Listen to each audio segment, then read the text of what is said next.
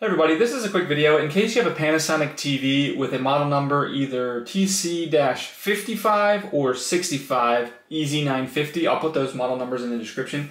And you need to do a hard reset to the factory default settings on it. Now there's two ways to do this, via the setup menu or via the physical buttons on the TV and remote. And I'll go over both of them. But first of all, there's two reasons you might want to do this. The first one's troubleshooting. If your TV is not pairing with the remote or not responding, or if the screen's not coming on, anything like that, you can very often be fixed with a hard reset. Now, the other reason you might want to do this is if you're just trying to get this TV set up like it's a brand new TV for whatever reason, we can wipe everything off of it. If you've got access to the menu screen, if the screen's working and everything and the remote is working, you can just do this by hitting the menu button on the remote and then just toggling to setup, then system, then factory default, and then hitting yes.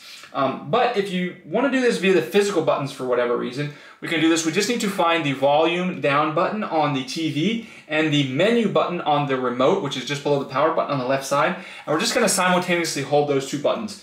Volume down button on TV and menu button on the remote for more than 5 seconds. After that more than 5 seconds is up, we can just go ahead and unplug the TV and then release those buttons.